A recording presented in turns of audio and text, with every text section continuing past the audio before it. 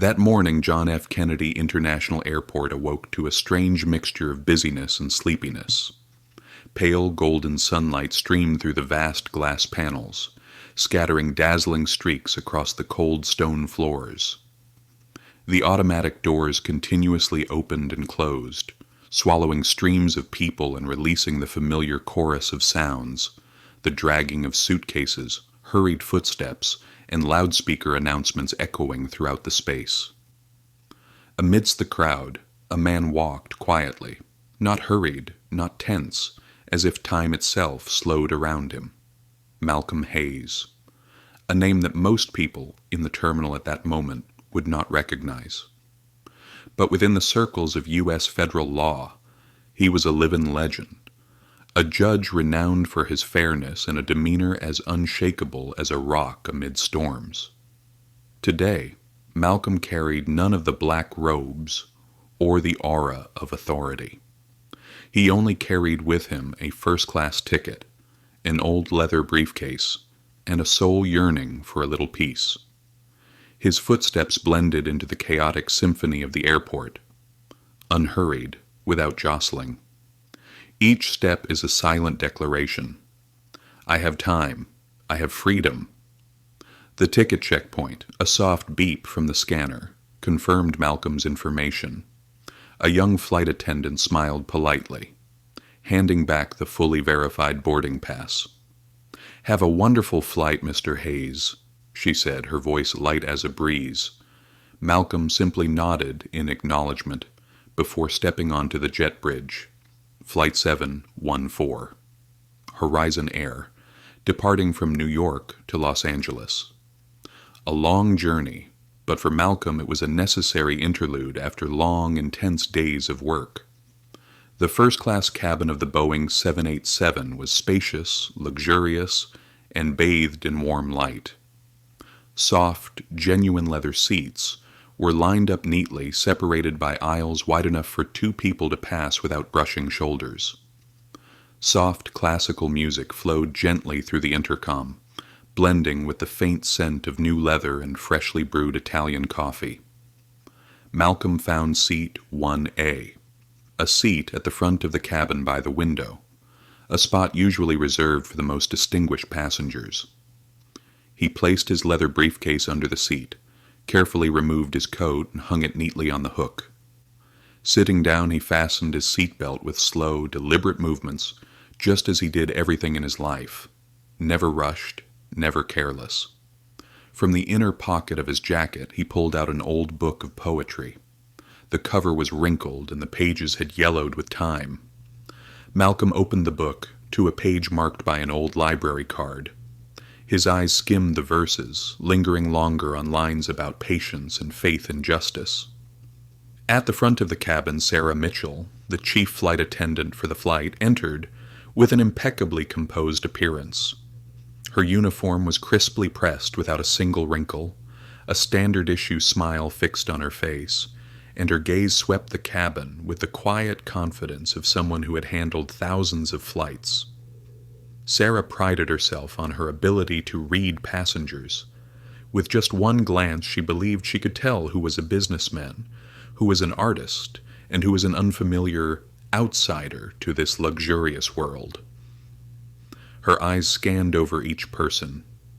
A middle-aged man in a bespoke suit. A blonde woman is clutching a shiny MacBook Air. A young man with expensive wireless earbuds. Everything seemed normal.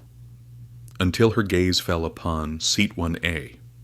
A black man dressed modestly by first-class standards sat quietly reading a worn-out book. No expensive watch, no Louis Vuitton luggage, no cutting-edge tablet or latest smartphone. Just an old boarding pass, an old book, and a humble appearance amid this glittering world. Something inside Sarah stiffened. An ancient, unnamed instinct stirred within her. This isn't right. This man doesn't belong here. She approached. "Excuse me, sir," Sarah spoke, her voice coated in a cold politeness. "May I check your ticket again, please?" Malcolm looked up. His eyes were deep, calm like an undisturbed lake. He did not protest. He did not frown.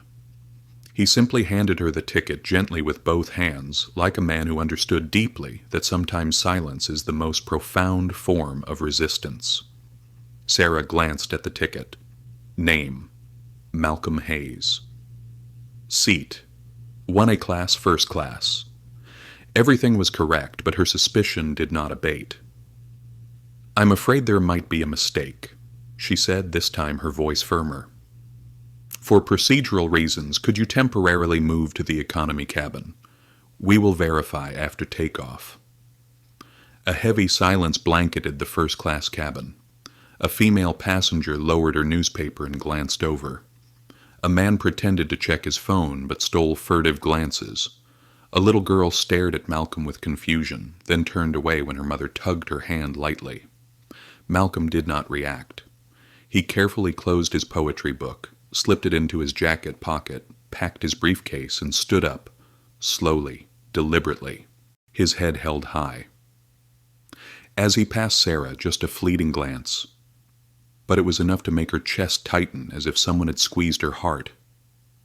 No complaints, no anger, no accusations, only silence. A silence heavy as a boulder. Malcolm walked slowly down the aisle. The first-class seats slipped past him on either side, cold as empty thrones. He passed them, past the curious and indifferent stares, like a soldier quietly retreating from the battlefield, needing no medals, needing no justification. At the back of the cabin he found an empty seat. He sat down, no sigh, no lamentation, just a soft breath, light as the wind. And when he took out his phone and typed a short message, "Removed from 1A without explanation. Boarding pass verified." The storm had already begun to brew, born from that very silence. A storm is not loud, not explosive, but one that would tear apart an entire complacent system lulled into slumber. The airplane trembled slightly as it began to taxi onto the runway. The deep, steady hum of the engine sounded like the deep breathing of a fierce beast preparing for takeoff. In the economy cabin, Malcolm Hayes sat still, his hands clasped together, his eyes staring fixedly at the small oval window beside him. Outside, the runway stretched endlessly under the early sunlight, the white-painted lines like intermittent notes in an unfinished symphony. He no longer needed to look at his phone. The message had been sent, and he knew, like someone who had spent a lifetime within the justice system, that the silent but heavy gears of power had already begun to move. All he had to do now was wait. Downstairs at the airport, in the Horizon Air Operations Control Room, the previously calm atmosphere instantly froze when the name Malcolm Hayes appeared on the internal alert system. David Walsh, head of emergency response, nearly dropped his coffee cup. A cold jolt shot down his spine. When a federal judge submits a direct complaint through the system, every level of authority from the CEO downward is personally accountable. This was no longer a routine passenger complaint. This was a high-level crisis. It took less than 2 minutes for an emergency management team to be assembled in the quiet glass room. Phones began to ring. The large central screen changed. Flight 714. Incident flagged. Executive oversight activated. The flight map appeared, marking Flight 714 in red, a blinking alert like an open wound bleeding across the clear blue sky. An internal fax was printed out. Passenger affected, Honorable Malcolm Hayes. Status: verified federal judge. Immediate escalation required. David picked up the phone and called the cockpit of Flight 714 directly, bypassing any intermediate departments. In the cockpit, Captain James Larson was running through his pre-flight checklist when the emergency phone rang. He picked it up, and his brows immediately furrowed as he listened to David Walsh's report. Each sentence landed like a hammer blow to the chest. Passenger forced to vacate Seat 1A. Ticket valid. No system error. The passenger is Federal Judge Malcolm Hayes, CEO notified, FAA and Media Relations monitoring. Captain James swallowed hard. In his 20 years of flying, he had never encountered a situation like this. This was no longer a personal issue.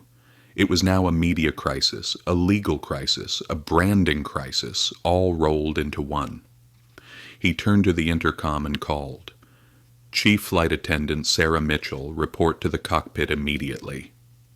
Sarah Mitchell, who was rearranging beverages in the first-class cabin at the time, froze when she heard the call over the loudspeaker.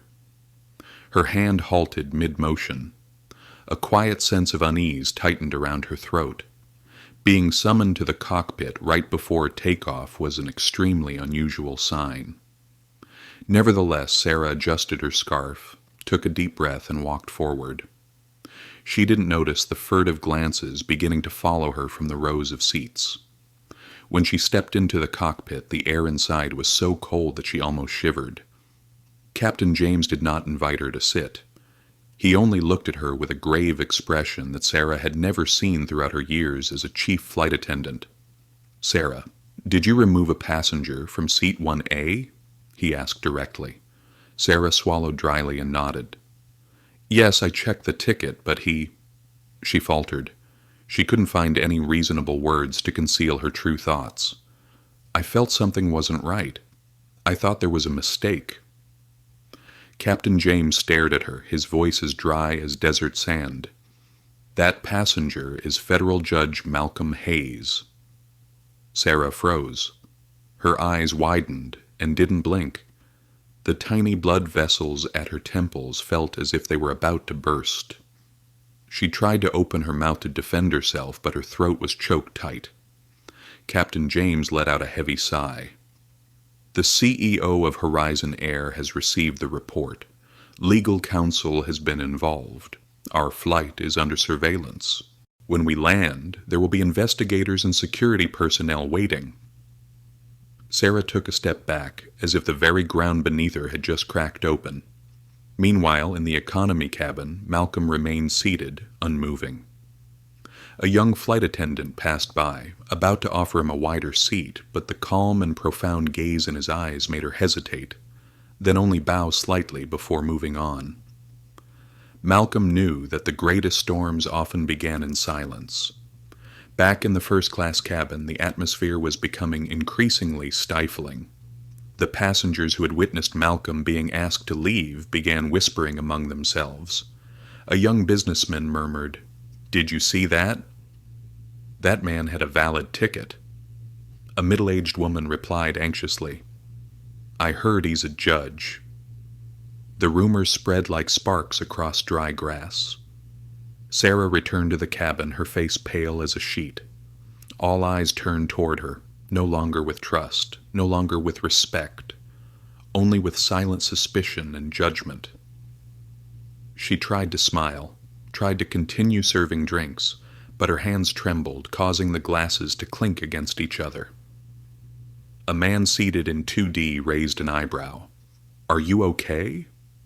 Sarah awkwardly nodded, but the truth was that her mind now echoed only one refrain, over and over.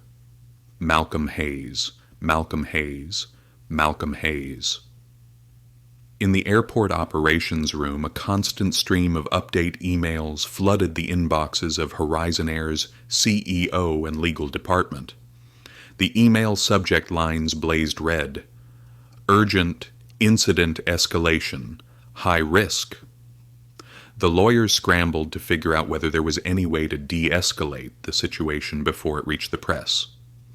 But all signs pointed to one reality. It was already too late. Meanwhile, on social media, a passenger in the economy cabin had already posted a status. "Just saw a black judge asked to leave seat 1A even though his ticket was valid. No one spoke up. Everyone stayed silent. I am ashamed." Within less than 20 minutes, the post had begun to spread rapidly. Back inside the plane, as the takeoff announcement echoed over the loudspeakers, Malcolm gently closed his eyes.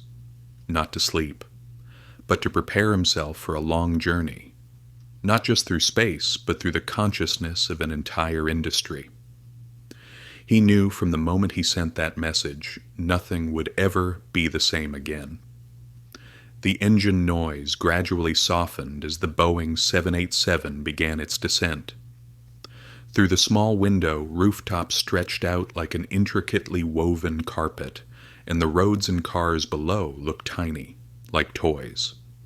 A thin layer of clouds drifted by, casting a pale, smoky veil over everything. The morning sunlight grew harsher, reflecting off the distant fields. Inside the cabin, the air felt thick. No one spoke loudly anymore. There were no more lively conversations about work or travel plans. Instead, there were furtive glances, quick looks toward Malcolm Hayes sitting at the back of the economy cabin and toward Chief Flight Attendant Sarah Mitchell. Malcolm didn't move. He simply sat there, hands resting on his thighs, his gaze calm as a still lake. It was not the calm of resignation, but the calm of someone fully aware of the quiet battle unfolding around him. In first class, Sarah Mitchell stood behind the partition, her hands tightly clenched, fingernails digging painfully into her palms. She had worked hundreds, even thousands, of flights in her life. She had handled drunk passengers, disruptive passengers, and even medical emergencies, but she had never felt like this before, suffocating loneliness under the suspicious gazes of those around her. Every step she took felt as if she were walking on thin ice, where a single misstep could cause everything to collapse beyond repair. The intercom crackled with the dry voice of Captain James Larson. "Ladies and gentlemen, we are preparing to land at Los Angeles International Airport. Please fasten your seatbelts, return your seatbacks to the upright position, and stow all electronic devices." The ding of the seatbelt sign sounded colder than usual. The cabin tilted slightly. Beads of sweat appeared on Sarah's forehead as the plane steadily descended, the change in air pressure making her ears pop. The aircraft touched down with a soft jolt, the wheels screeching against the runway, producing a prolonged, low rumble. The engines roared as the plane decelerated. Some passengers exhaled in relief, but most remained silent. They could feel it. Something awaited them outside, something bigger than any flight they had ever taken. The plane turned off the main runway, taxiing slowly toward the gate. Through the window, Malcolm noticed something unusual. A sleek black SUV with dark-tinted windows parked directly at the gate, flanked by 3 men in black suits wearing airport staff badges, but with expressions as cold as stone. One of them held a tablet, intently monitoring its screen. In the cockpit, Captain James Larson received a final internal call. "Flight 714, this is operations." "Confirmed. Security team and investigation team are ready at Gate B14. The special passenger will be escorted separately. Chief Flight Attendant Sarah Mitchell will be required to leave the aircraft immediately for internal review." Captain James hung up. He sighed, a heavy sadness settling in his chest. One hasty decision, one misjudgment, an enormous price for misplaced trust and instinct. He turned on the intercom again, his voice calm but firm. "Ladies and gentlemen, to facilitate assistance for a special passenger, we kindly ask that you remain seated until further instructions are given. Thank you for your cooperation." A wave of murmuring swept through the cabin.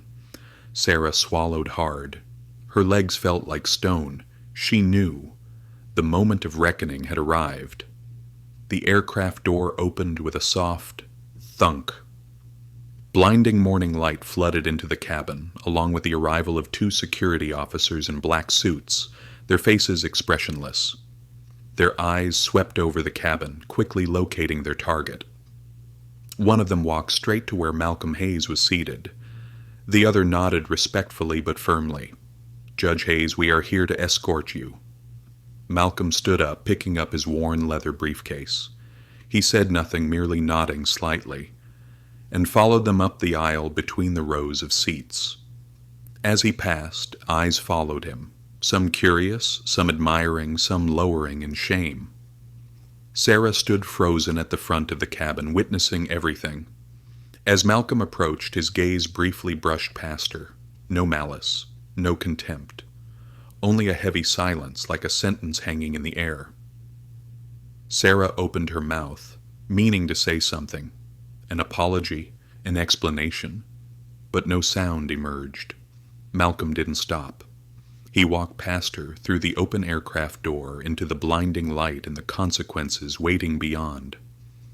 No sooner had Malcolm disappeared than a Horizon Air employee in a gray suit boarded the plane holding a tablet.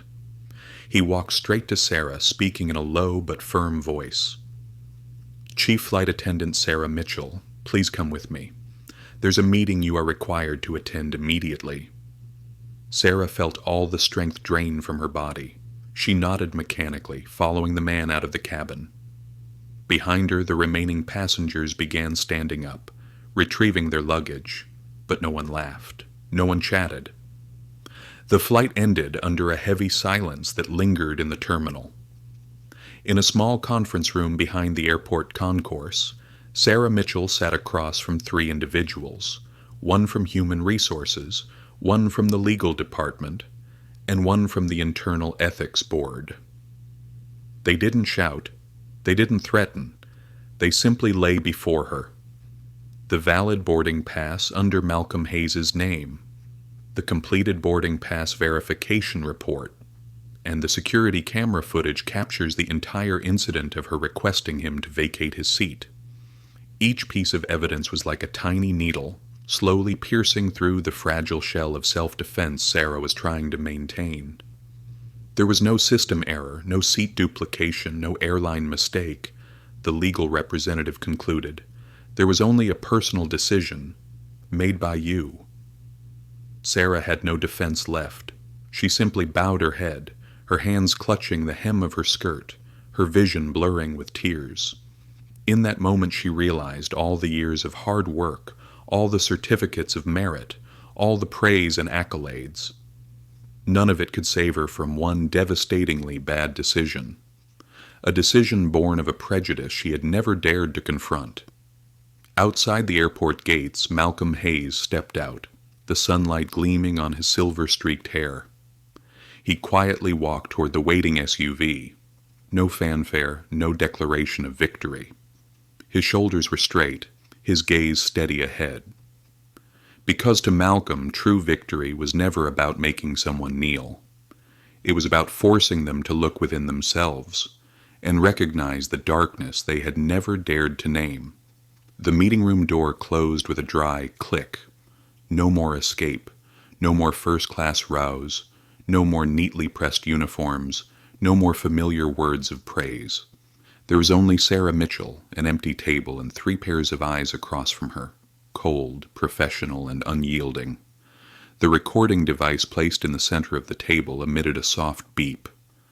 A man from the legal department began speaking in an even detached tone. "This meeting is a preliminary investigation into the incident that occurred this morning on Flight 714, concerning the treatment of a first-class passenger, the Honorable Malcolm Hayes." Sarah clenched her hands tightly on her lap until her knuckles turned white.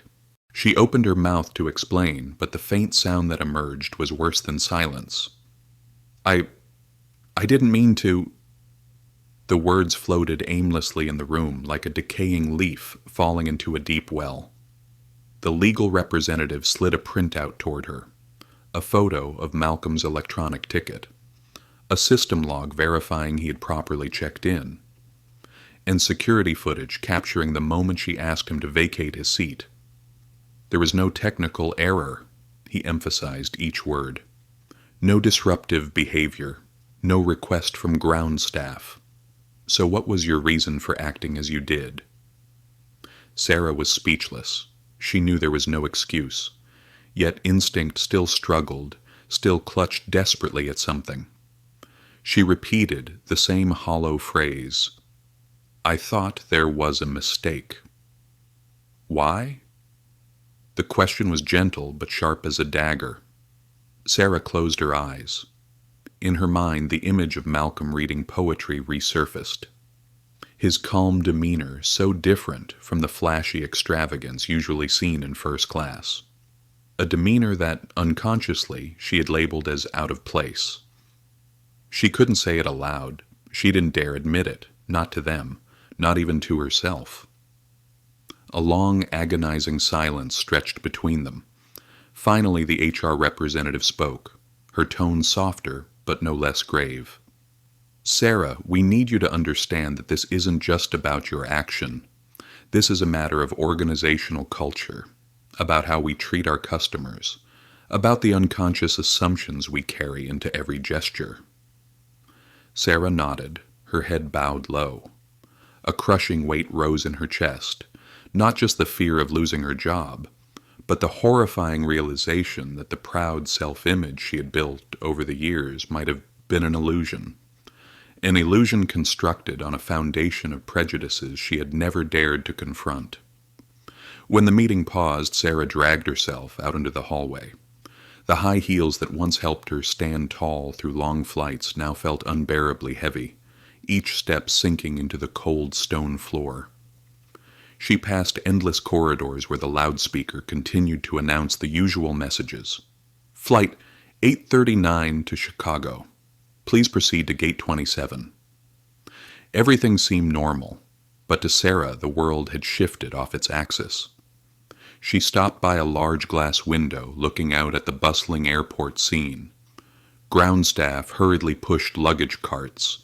Passengers laughed, waved, and embraced.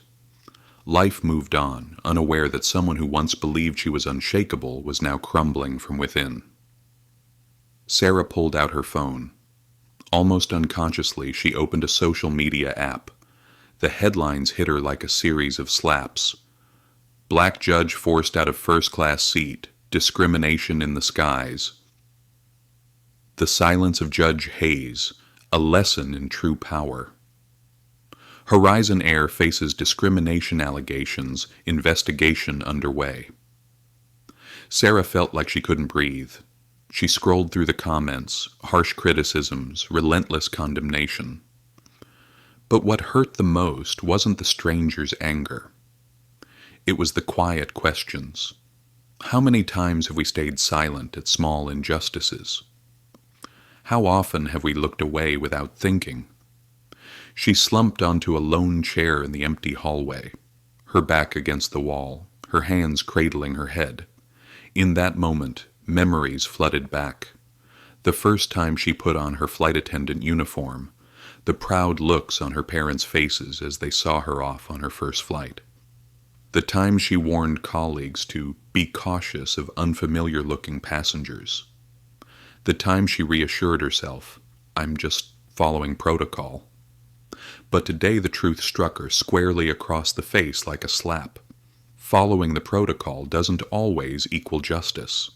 Confidence in oneself doesn't always mean being right. Her familiar defenses began to crack. Fragments of pride fell away, leaving behind a terrifying void. The truth. Sarah Mitchell, once praised for her quick judgment, had made the greatest mistake of her career.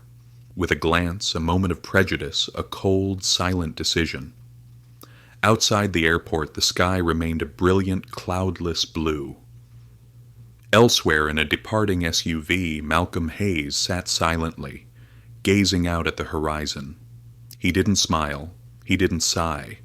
He simply sat there quietly, just as he had chosen to face everything, without anger, without bitterness, only with the steady patience of someone who understood that true change doesn't come from shouting, but from silent moments that force people to confront themselves.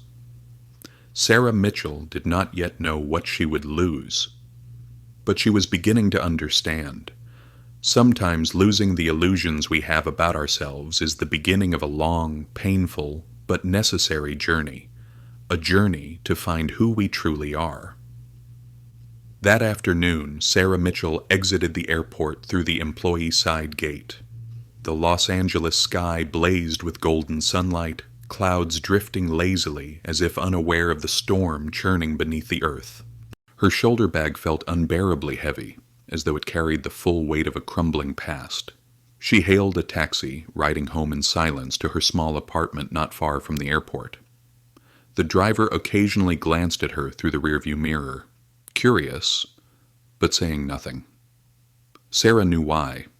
She had seen her face on a stranger's phone screen at the airport, a hastily snapped photo of her being escorted off the plane by Horizon Air staff. Her face pale, her eyes hollow. Her familiar apartment building came into view, a worn 3-story structure with peeling paint and wilted potted plants lining the hallway. She paid the fare, climbed the stairs as if each step drove a knife deeper into her chest. The lock clicked under her trembling hand. When she entered, she closed the door slowly, as if she could somehow keep the outside world from flooding in.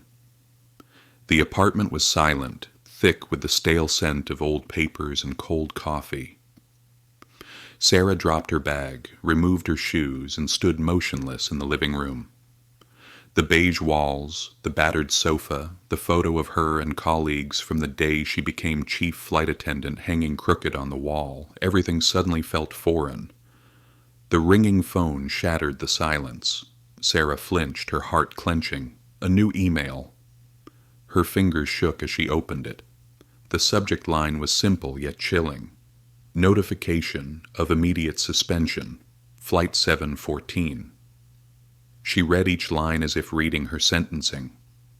Due to an internal investigation concerning the incident on Flight 714, you are hereby suspended without pay, effective immediately. You have the right to attend an internal hearing scheduled for next week. No words of encouragement, no promise of fairness. Only the cold detachment of a system protecting itself by casting her out like a safety valve, releasing pressure. Sarah dropped the phone and cradled her head in her hands.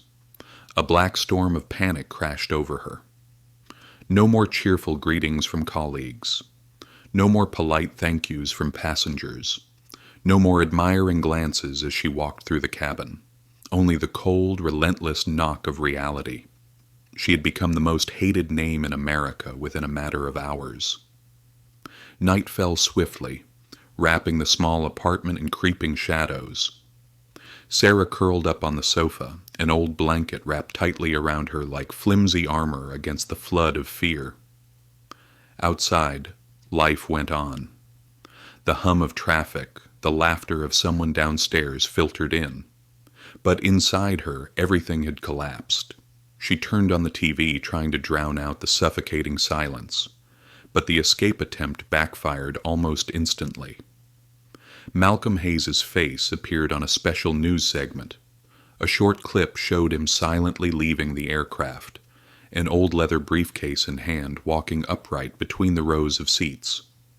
No word spoken, no anger, no resentment, only a heavy silence that left an entire nation stunned. The anchor's voice broke slightly as he said, "The silence of Judge Hayes today resonated louder than any shouting. A lesson for all of us." Sarah turned off the TV. She couldn't bear it. She buried her face in her hands, hot tears streaming down her cheeks. This was no longer about losing a job. It wasn't even about fear of public condemnation. It was the agony of realizing for the first time in her life that everything she had believed about herself, that she was fair, that she was professional, that she was not prejudiced, had crumbled like a sandcastle under a cold wave. Sarah remembered Malcolm Hayes's eyes as he passed her. No hatred, no contempt, only deep disappointment, heavier than any accusation. And it was that disappointment that broke her. All night long, Sarah did not sleep. She sat motionless in the dark, listening to each tick of the wall clock. Each tick was a new crack in the shell of pride she had worn so long. She thought about going online to explain herself. She thought about hiring a lawyer to fight back. But deep down she knew no justification could erase the truth. She had looked at another human being through the lens of prejudice. She had made a decision that stripped him of his dignity in a fleeting moment, and that moment, however brief, had exposed everything. Dawn began to creep into the apartment. Faint light glinted off the photo of her and her colleagues, making it look like a faded memorial of a life she wasn't sure she belonged to anymore. She stood up, the blanket slipping from her shoulders. She didn't know what she would do next. She didn't know if redemption was possible, but for the first time in years she knew she had to start by facing the truth. No excuses, no blame, no hiding, only confrontation. And Sarah Mitchell, in the dim light of a new day, accepted a painful but necessary truth.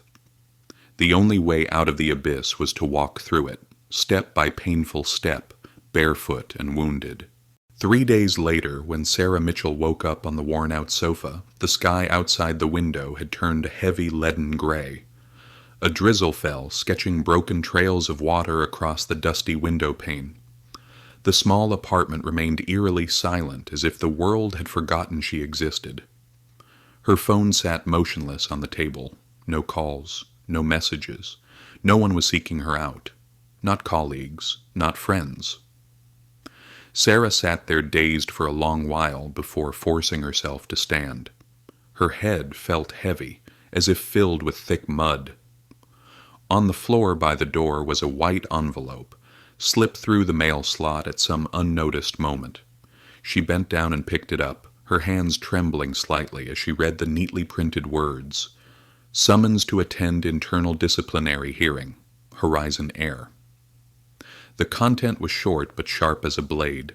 She was required to appear at 10 a.m. on Thursday at Horizon Air headquarters, hearing room number 4. She had the right to bring a lawyer. She had the right to speak. But the final reminder was chilling. Any act of dishonesty will be dealt with severely. Sarah clenched the envelope in her hand, feeling the stiff paper cut into her palm. No more retreat. No more hiding places. She had to face it. For the next 2 days, Sarah confined herself to the apartment, replaying every memory, every tiny detail of that fateful flight. She tried to pinpoint exactly when she had begun to fall. Was it the moment she first saw Malcolm Hayes? The moment an unnamed instinct inside her whispered silently, "He doesn't belong here." She wanted to believe it had been a simple mistake, a misjudgment under work pressure. But deep down Sarah knew. It came from a darker place. From assumptions she had never questioned, from biases deeply rooted in her subconscious that she had never dared to name. On the morning of the hearing, Sarah wore the simplest gray dress she still owned. She tied her hair back neatly, wore no makeup. In the mirror, her face looked gaunt, older by several years than just 3 days ago. But her eyes reflected a different light, the light of someone who understood that if she wanted to salvage even a shred of dignity, she had to be honest. A taxi took her to Horizon Air headquarters. The tall glass building gleamed under the drizzling rain. The airline's blue and white flags fluttered proudly at the entrance, as if untouched by any blemish. Sarah walked into the grand lobby, feeling like every eye was on her. Maybe they were. Maybe it was just in her mind, but she dared not lift her head. She went straight to the reception desk, handed over her summons. The young receptionist simply nodded silently and gestured for her to follow the hallway toward the hearing area. The door to room number 4 opened, revealing a cold, austere space. A long table stood at the center of the room. Behind it sat 3 people, a representative from the legal department, a senior HR representative, and an ethics board supervisor. No one smiled. No one offered her a glance of reassurance. In the corner of the room, a recording device glowed red, capturing every word, every breath. Sarah was directed to sit on the stiff-backed chair opposite them, the discomfort of it pressing down on her awareness. The hearing opened with Elaine Carter, head of Human Resources, speaking in a calm but icy voice. Chief Flight Attendant Sarah Mitchell, You have been summoned today for an investigation into discriminatory behavior and procedural violation concerning passenger Malcolm Hayes on Flight 714. You have the right to speak. Before we proceed, please confirm. Do you understand the purpose of this hearing? Sarah nodded, her voice hoarse. I understand. Do you admit that you requested passenger Malcolm Hayes to vacate his first-class seat, despite his ticket being valid? Sarah swallowed hard. An endless silence stretched. Finally she nodded, whispering, I admit it. No one raised an eyebrow. No one sighed, only pens scratching rapidly across paper. Elaine continued, each question cutting deep. Do you confirm that you checked his ticket, knew it was valid, yet still asked him to move? Sarah closed her eyes, struggling to hold back the tears. At that moment, I doubted its validity because... Her voice faltered and cracked. Because of what? Elaine pressed, not letting her retreat. Sarah opened her eyes, looking straight at them, at the recorder, at the stark truth awaiting her. Because he didn't look like the first-class passengers I was used to. The words escaped, soft but brutal. She had stripped herself bare before the very system she once served. A long silence settled. No one spoke. No one needed to. The truth was clear. Elaine nodded slowly, as if confirming the final missing piece. The hearing continued for over an hour more, filled with questions, evidence, and clarifications. Sarah answered everything, no evasion, no justifications, only the raw honesty of a person confronting herself for the first time. When the hearing ended, Sarah was told she would receive the decision within 7 business days. No promises of leniency, no assurances of a second chance. Only the polite, cold silence that ushered her out of the sterile room. Stepping outside, Sarah tilted her face up, letting the drizzle soak her hair and dress as if trying to cleanse herself. She knew the journey ahead would be grueling, but in that moment a small flicker of something began to kindle inside her. From these ashes, perhaps, a new self could be born. 2 days after the hearing, Sarah Mitchell woke up from a now familiar nightmare. The heavy, crushing gaze of Malcolm Hayes, a gaze that shattered every layer of self-image she had ever worn. Outside the window, the sky remained a dull gray, with drizzle tapping a steady rhythm against the dusty glass. She sat blankly at the kitchen table, a cold cup of coffee in her hands, staring into the void. Her silent phone, dormant for days, suddenly buzzed violently across the table. Startled, Sarah nearly dropped her coffee. A new message appeared from a former colleague, containing only 2 words, "Check the news." Her trembling hand opened the news app. Right there on the home page, bold headlines screamed, Horizon Air issues public apology over incident involving Judge Malcolm Hayes. Below the headline, the lengthy article unfolded. Today, Horizon Air officially released a press statement offering a public apology to the Honorable Malcolm Hayes, federal judge, for the discriminatory experience he endured aboard Flight 714. CEO Michael Sterling stated, "We take full responsibility for this unacceptable incident. We are committed to implementing comprehensive reforms in training, oversight, and organizational culture. We will not allow the careless actions of an individual to tarnish the values our airline stands for." Sarah felt the ground vanish beneath her feet. She scrolled down, reading further. The statement also confirmed that the chief flight attendant involved in the incident has been placed on unpaid suspension, pending the results of the internal disciplinary hearing. No name was mentioned, but it wasn't necessary. The whole world already knew. Below the article, thousands of comments poured in. Horrifying. If a judge can be treated this way, what hope is there for regular people? Respect for Malcolm Hayes. He handled it with extraordinary dignity. Fire that flight attendant immediately. Unconscious bias is inexcusable. Some comments were even harsher. Some dug up old photos of her, twisting and defaming her public image. Sarah lowered her head onto the table, feeling as if the sky had collapsed. That afternoon, Horizon Air posted its public apology letter across all social media platforms. They also launched a new campaign titled Silence Speaks Louder, emphasizing the powerful lesson in Judge Hayes's calm and composed behavior. The entire nation erupted. Evening talk shows all picked up the incident for heated debate. Major newspapers like the New York Times and the Washington Post ran in-depth analyses on the dangers of hidden biases in customer service industries. In a small darkened apartment, Sarah Mitchell huddled on her worn-out sofa, feeling like a character in a modern-day witch hunt. But this time, there was no defense.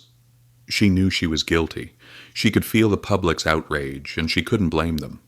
She no longer controlled the narrative. She had forfeited that right the moment she asked Malcolm to leave his seat. The next day, the media continued to report. Malcolm Hayes remained silent. He refused interviews. He made no public appearances. He simply conveyed one message through his secretary. Sometimes silence is the clearest accusation. Sarah read and reread that line like a dying soul clinging to the last verses of a sacred text. Silence, not born of helplessness, but because no words were needed. The truth had already spoken, louder than any justification could. That night Sarah received an anonymous phone call. When she answered, there was only a long, heavy silence, a deep sigh, and then the line went dead.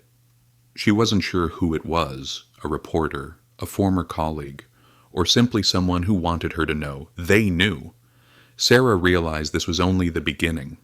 The storm of public outrage, the media frenzy, even her internal reckoning, would not subside quickly. There was no way to erase this. No return to the world before Flight 714. Only one path remained, to walk through it. That night she turned on her computer and logged into her email. A new message appeared from Horizon Air's Human Resources Department. Subject, Final Disciplinary Hearing, Friday 10 o'clock a.m. Content, confirm your attendance at the final hearing. Hear the official decision regarding disciplinary action. Sarah closed her eyes. She knew the odds of retaining her position were nearly zero, but she also knew there was nothing more terrifying than living without confronting the truth. That entire night Sarah wrote a letter by hand, not addressed to Horizon Air, not addressed to the public. It was addressed to her. A silent declaration that she was wrong. Not just wrong about a single action, but wrong about how she had viewed the world. By dawn, the rain still drizzled. Sarah put on her coat, tied her hair neatly, and slipped into her simplest pair of flat shoes. She looked at herself in the mirror one last time. No polished flight attendant uniform, no outward confidence, only a bare, trembling woman, willing to step into the light, even if that light revealed every scar. She tucked the handwritten letter into her jacket pocket, because no matter what Horizon Air decides, she knew. The real battle she had to win was the battle within herself. Friday. The sky over Los Angeles was gloomy, as if it too could feel the heavy weight of the day.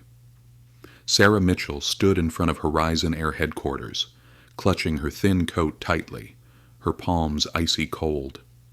She drew a deep breath, then stepped through the revolving glass doors into the security checkpoint reserved for employees. No one spoke as she passed, but she could feel the glances, the quick looks that immediately turned away, not out of curiosity, but out of discomfort. The elevator slowly carried her to the 15th floor, where the internal hearing rooms were located. Sarah caught a glimpse of herself in the elevator's glass walls, her hair neatly tied back, dark circles under sleepless eyes, the hollow face of someone who had lost both past and future in just a few short days. The door to room number 4 clicked open with a familiar sound. Inside, the scene had hardly changed since her last visit. A long, cold table. 3 individuals sitting across from her, calm but stern. A representative from legal, a senior member of human resources, and an ethics board supervisor.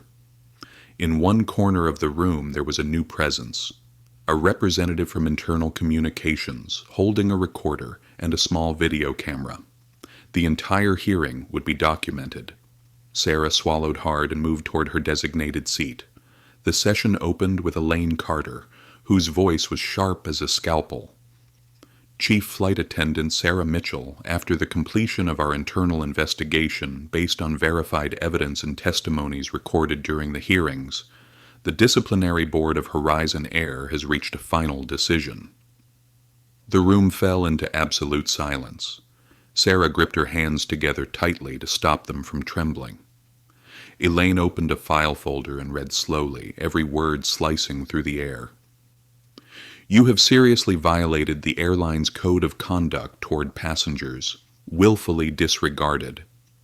Verified evidence to make a decision based on personal bias, caused harm to the dignity of a passenger, and brought significant reputational, legal, and public image consequences to Horizon Air. A fatal blow.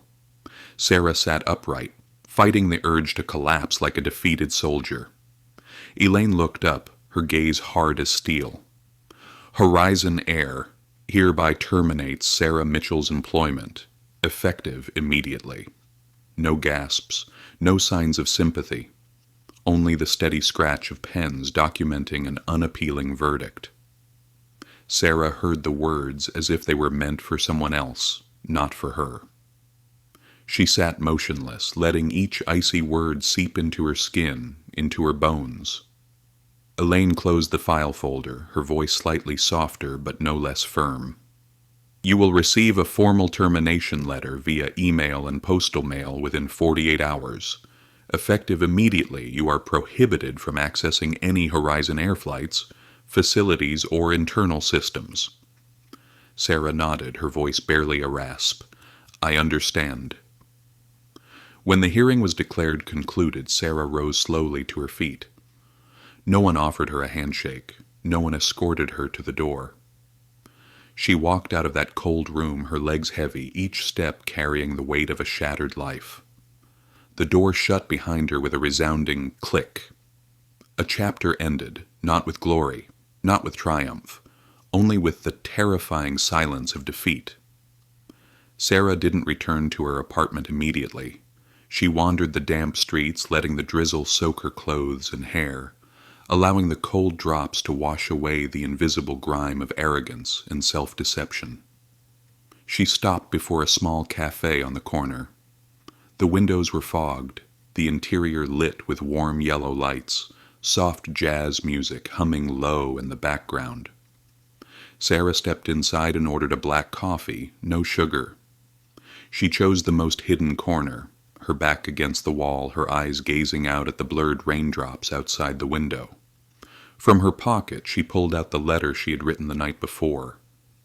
The handwritten letter, a confession to herself. She read it slowly, word by word, line by line. I judged others based only on what I thought I knew. I decided who was deserving and who was not. I hid behind procedure to mask my fear of facing differences. I was wrong, and I will spend the rest of my life questioning, learning, and making amends. Sarah folded the letter and tucked it back into her pocket. Not to forget, but to remind herself. Every step she took from now on would be built not on old pride, but on painful humility, purchased at the highest cost. Her honor. Late that evening, when she returned to her apartment, Sarah found a new email from Horizon Air. Subject, tomorrow's press release. Commitment to comprehensive reform. Inside there was a short line. If needed, the psychological support service for former employees remains available. Sarah smiled bitterly. She knew Horizon Air was doing it to mitigate media damage, but for the first time she felt no bitterness, no self-pity, only a strange, quiet acceptance. This was the price of lacking self-reflection. This was the price of unspoken arrogance.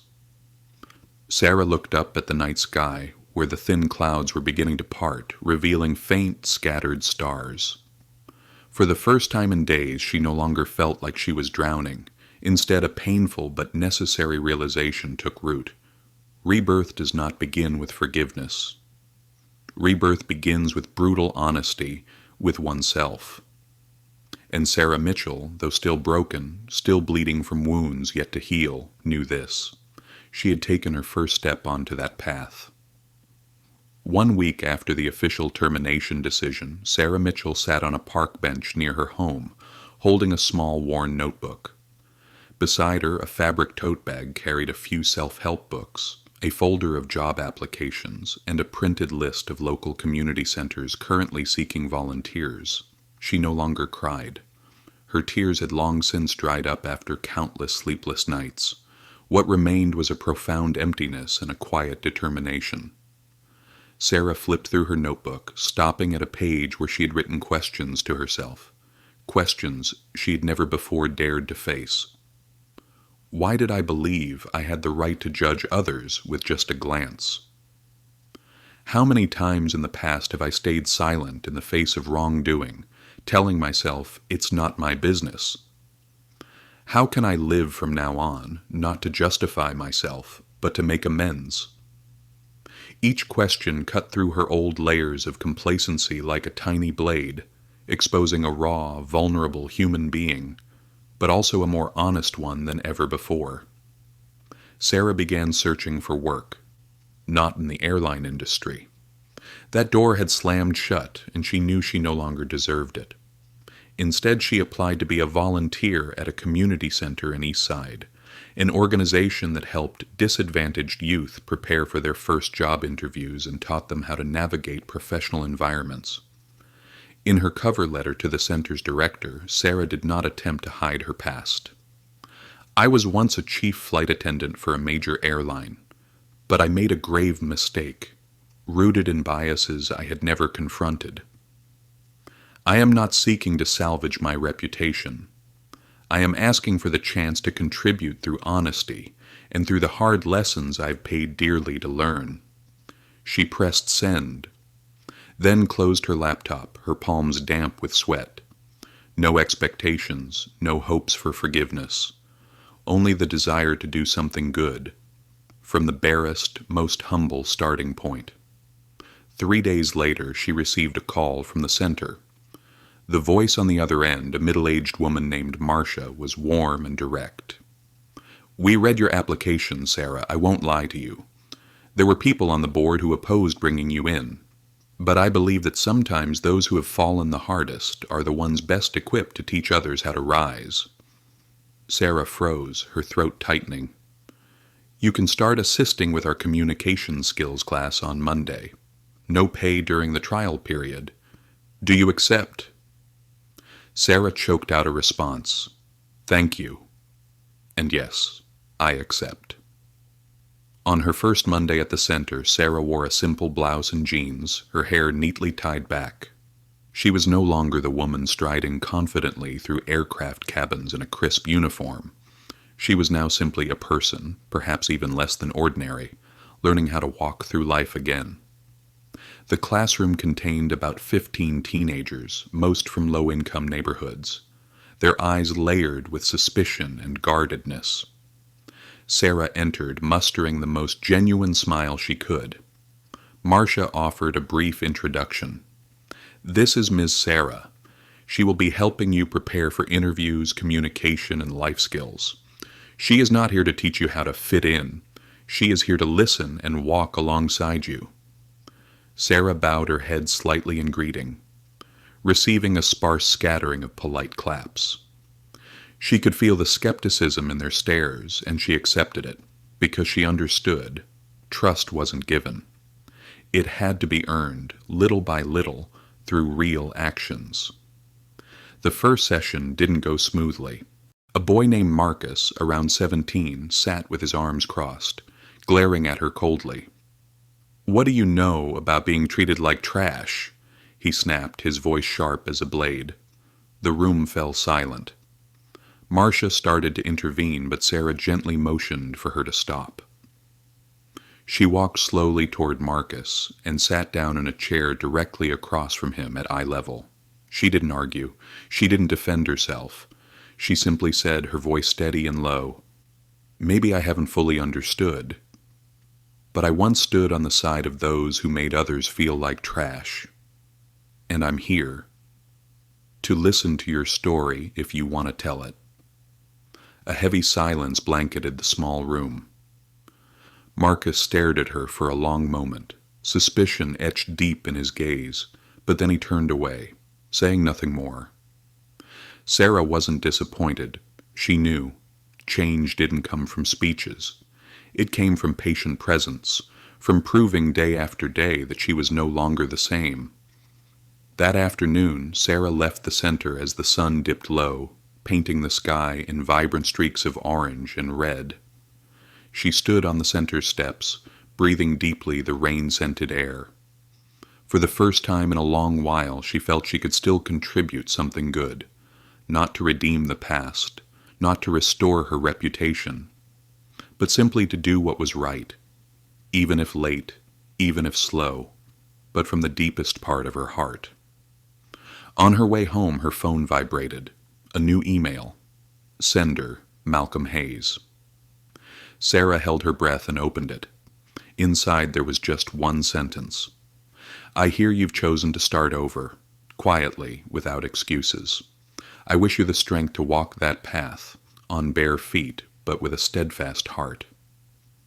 No hollow advice, no pity, just a quiet acknowledgement, and for Sarah it was more precious than any forgiveness. Sarah Mitchell smiled. A small, trembling, but genuine smile. She knew. The journey ahead would still be long and filled with thorns, but this time she would walk it, not to seek recognition from others, but to live, worthy of the truest version of herself. Message of the story. The story of Sarah Mitchell and Malcolm Hayes is not merely about an incident on a flight. It is a journey through the deepest layers of human nature, where unconscious biases hide, where blind pride can cloud even our most fundamental moral values. Malcolm Hayes did not need to shout or demand. He chose silence. And it was this silence, silence full of strength and dignity, that exposed not only Sarah's wrongdoing, but also forced an entire society to reflect upon itself. Sarah Mitchell made a grave mistake. But what truly defines her worth was not the punishment she received, but how she faced her mistake, without excuses, without blame, without running away. Instead, she chose courage, to accept, to learn, and to begin again from the lowest point of her life. In a world filled with noise and judgment, this story reminds us, kindness does not reside in loudly proclaiming noble slogans. It lies in how we treat others, especially when no one is watching. Practical lessons. Learned silence is not weakness. It can be the most powerful weapon. Malcolm Hayes showed that in many situations, silence does not mean submission. The right silence can reveal the truth more forcefully than any spoken accusation. Unconscious bias is the most dangerous enemy. Sarah Mitchell wasn't a bad person from the start, but it was the unchecked, deep-rooted biases that led her to tragedy.